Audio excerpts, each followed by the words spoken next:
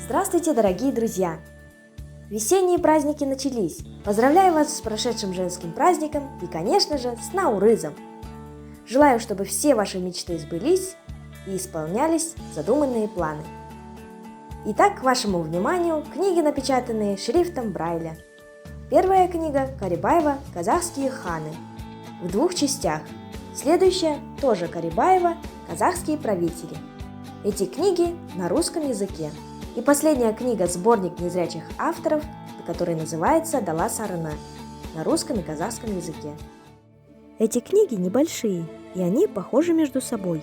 Книга «Казахские ханы» содержит в себе интересную и короткую информацию о знаменитых ханах, как Керей и Джанибек, Касым и другие, которые создали казахское ханство и внесли немало изменений для его народа.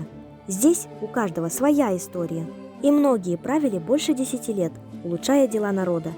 А в книге «Казахские правители» есть небольшие рассказы о таких ханах, как Мамаш, Ахмед и других, правивших в нелегкие времена.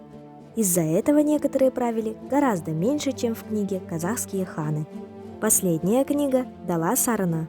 В книге 1 триптих на казахском языке и несколько поэм и стихов на русском.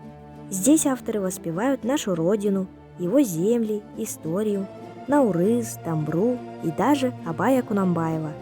А еще чуть не забыла вам сказать, что в книге есть тактильные картинки. Так давайте же посмотрим их вместе.